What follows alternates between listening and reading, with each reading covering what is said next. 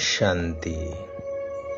कल्याणकारी परमात्मा पितांकर आज्ञाकारी विश्व कल्याणकारी संतान मानंकु कल्याणकारी पुरुषोत्तम संगम जुगर श्रेष्ठ बेलारे हृदयर सहित शुभ अभिनंदन, शुभेच्छा, सुस्वागतम, सुप्रभात। रामायण को जदि गुह्यतार सहित अवलोकन करिबा सेथिरु अनेक उपादेय कथावस्तुर महात्म्य को आमे उपलब्धि करि परिबा। एथिरे मातृभक्ति, पितृभक्ति, भ्रातृभक्ति एवं भ्रातृस्नेहर एभଳି भावरे अवतारणा करा जाइछि जदि ताहाकु केवल पढ़ी शुणी रखी न दे सही भली चरित्र को निजर मनुष्य निज जीवन रे धारण करिवो तेबे संसार स्वर्ग सम हे जीवो। एथिरि गोटिए कथा उपरे आमे सम्यक आलोचना करिबा। रामचंद्र राजपदरे अधिष्ठित हेबार सबु प्रकार सुव्यवस्था हेइथिबा सत्वे मंथरार कुमंत्रणारे राणी भरत को राजगादी रे बसैबार जिद धरी दशरथंकु तांकु देइथिबा वचन रक्षा करिया को बाध्य कले एवं रामचंद्रंकु 14 वर्ष वनवास मध्य जिबा पई कहिले। दशरथ एतिरे मर्माहत हेले, परंतु रामचंद्र पितांकु बुझाई कहिले रघुवंशर मर्यादा एवं आपणकर जश को रक्षा करिबा मोर परम कर्तव्य। तेणु पिताश्री आपणक सत्य रक्षा पाई मांकर इच्छा को मु पूरण करिबा को प्रस्तुत अछि बिना द्विधारे। केवल मोते आपणकर आशीर्वाद दरकार। एथिरु समाज को एक विराट शिक्षा मिले कि वास्तव रे जे सुपुत्र ता पाई पिता मातांकर आशीर्वाद ठारू कौनसी धन संपद मूल्यवान नुहे।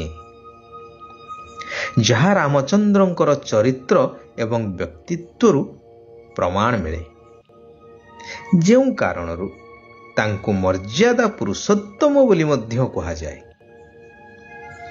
जेतेबेले रामचंद्र सीतांक सहित वनागमन पाई प्रस्तुत हेले तांकर शत बारण सत्वे मध्य लक्ष्मण तांक सहित जीवा पाई प्रस्तुत हेले एवं शेषरे रामचंद्र मध्य तांकु अनुमति देले।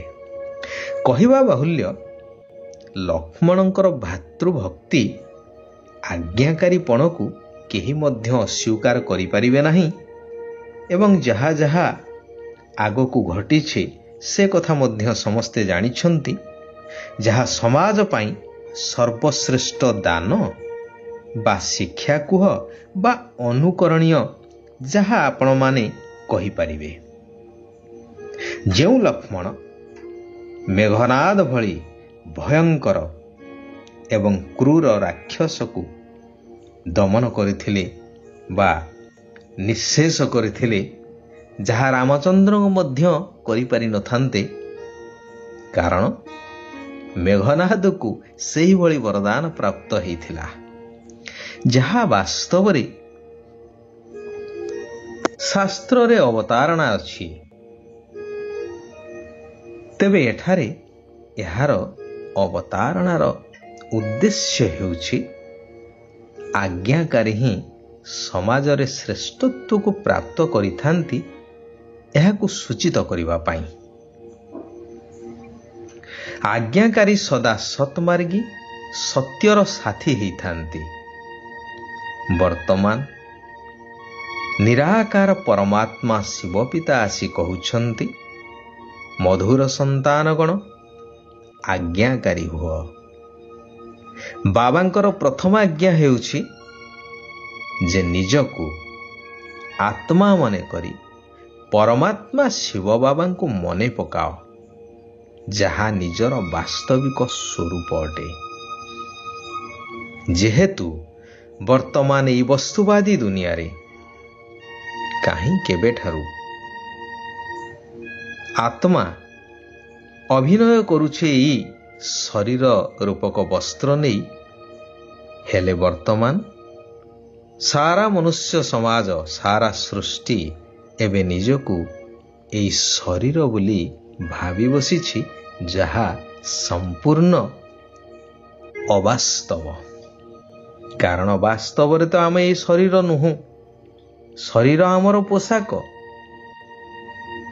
ଏହାକୁ ପିନ୍ଧି ଏହି ସୃଷ୍ଟି ରଙ୍ଗମଞ୍ଚରେ କେବଳ ଯାହା ଆମେ ଅଭିନୟ କରୁଛୁ। ଏହି ଆତ୍ମବିସ୍ମୃତ ହୋଇଯିବା କାରଣରୁ ଶରୀରର ବନ୍ଧନରେ ଆସି ଆମେ ନିଜକୁ ଏବଂ ନିଜର ପିତା ଉଭୟଙ୍କୁ ଭୁଲି ଯାଇଛେ, ଯାହାଦ୍ୱାରା ପଞ୍ଚବିକାର କାମ, କ୍ରୋଧ, ଲୋଭ, ମୋହ, ଅହଙ୍କାର ଆଦି ଏହି ବିକାରର କବଳିତ ହୋଇ ନିଜେ ଦୁଃଖ ପାଇବା ସହିତ ସାରା ବିଶ୍ୱକୁ ମଧ୍ୟ ଦୁଃଖୀ କରିଦେଇଛେ। ତେଣୁ ଈଶ୍ୱର ପିତା ବର୍ତ୍ତମାନ କହୁଛନ୍ତି, ନିଜକୁ ଆତ୍ମନିଶ୍ଚୟ କରି ନିରାକାର ପରମାତ୍ମା ଶିବ ପିତାଙ୍କୁ ମନେ ପକାଅ। ଏହି ସ୍ଥିତିରେ ରହି ନିଜର ବିନ୍ଦୁ ପିତାଙ୍କୁ ମନେ ପକାଇବା, କାରଣ ଏବେ ଏହି ନାଟକ ପୁରା ହେଉଛି ଦେହରୂପୀ ବସ୍ତ୍ରକୁ ତ୍ୟାଗ ହିଁ କରି ମୂଳ ଘର ଶାନ୍ତିଧାମକୁ ଫେରିବାକୁ ହିଁ ପଡ଼ିବ। ତେବେ ଜନ୍ମ ଜନ୍ମାନ୍ତରରୁ ଆତ୍ମା ରୂପକ ପାତ୍ର ଅଶୁଦ୍ଧ ହୋଇଯାଇଛି, ତାକୁ ଶୁଦ୍ଧ କରିବା ଜରୁରୀ ଅଟେ। ଦେହର ବନ୍ଧନ ଦ୍ୱାରା କେବଳ ଦେହର ଅହଂ ଭାବନା ଯୋଗୁଁ ବାହାରର କଥା ଅର୍ଥାତ୍ ପରଚର୍ଚ୍ଚା, ପରନିନ୍ଦା ଶୁଣିବା, ଶୁଣେଇବା, ଏହାରି ଦ୍ୱାରା ଆତ୍ମା ରୂପୀ ପାତ୍ର ସମ୍ପୂର୍ଣ୍ଣ ଅଶୁଦ୍ଧ ହୋଇଯାଇଛି। ଏହାକୁ ଶୁଦ୍ଧ କରିବା ପାଇଁ ବାବାଙ୍କର ଆଜ୍ଞା ହେଲା, ଖରାପ ଦେଖ ନାହିଁ, ଖରାପ ଶୁଣ ନାହିଁ, ଖରାପ କଥା କୁହ ନାହିଁ।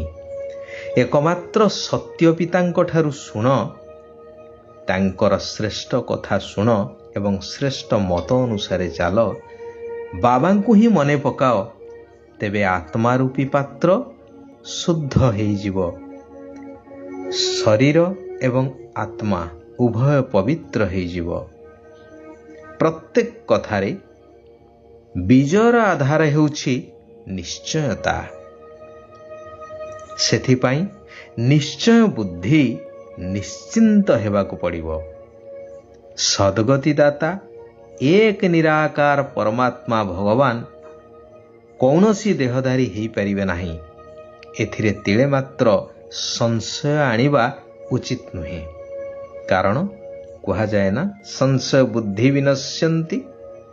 ବୁଦ୍ଧିକୁ ଶୁଦ୍ଧ ପବିତ୍ର କରିବା ପାଇଁ ଅଶରୀରୀ ଆତ୍ମା ହେବାର ଅଭ୍ୟାସ କରିବାକୁ ହେବ। ଭଗବାନ ବରଦାନ ଦେଉଛନ୍ତି, ବେହଦର ସ୍ମୃତି ସ୍ୱରୂପ ସ୍ଥିତି ଦ୍ୱାରା ହଦର ଅର୍ଥାତ୍ ଛୋଟ ମୋଟ କଥାଗୁଡ଼ିକୁ ସମାପ୍ତ କରୁଥିବା ଅନୁଭବୀ ମୂରତ ହୁଅ। ଯଦି ନିଜର ବେହଦର ପୂର୍ବଜ ପଣିଆ ଅର୍ଥାତ୍ ଦୈବୀ ପଣିଆର ସ୍ମୃତିରେ ରହିବ, ଯେ ପୂର୍ବରୁ ଆଦି ସମୟରୁ ଆମେମାନେ ବା ଆମର ପୂର୍ବଜମାନେ ଦେବୀ ଦେବତା ଥିଲେ, ଯାହା କୁହାଯାଏ ଆଦି ସନାତନ ଦେବୀ ଦେବତା ଧର୍ମ, ଅର୍ଥାତ୍ ଆମର ଧାରଣା ବା ଧର୍ମ ଥିଲା ଦୈବୀ ଗୁଣ। ଏହି ସ୍ମୃତିରେ ରହିବା, ତେବେ ସର୍ବଦା ଅନୁଭବୀ ମୂରତ ହୋଇ ସମସ୍ତଙ୍କୁ ଅନୁଭବ ମଧ୍ୟ କରେଇ ଚାଲିବ। ପୂର୍ବଜ ଆତ୍ମାମାନଙ୍କର କାମ ହେଲା ନିଜେ ଅମର ଜ୍ୟୋତି ହୋଇ ଅନ୍ଧକାର ଭିତରେ ଭଟକୁଥିବା ଆତ୍ମାମାନଙ୍କୁ ଲକ୍ଷ୍ୟସ୍ଥଳରେ ପହଞ୍ଚେଇବା। ଯେକୌଣସି କଥାରେ ଦ୍ୱନ୍ଦ୍ୱରେ ପଡ଼ିବା ପରିବର୍ତ୍ତେ ମଉଜର ଅନୁଭବ କରିବା ହିଁ ମସ୍ତ ଯୋଗୀ ହେବା। ଆଚ୍ଛା, ଆଜି ପାଇଁ ଏଇଠାରେ ଆମେମାନେ ବିରାମ ନେବା। ଓମ୍ ଶାନ୍ତି, ଓମ୍ ଶାନ୍ତି, ଓମ୍ ଶାନ୍ତି।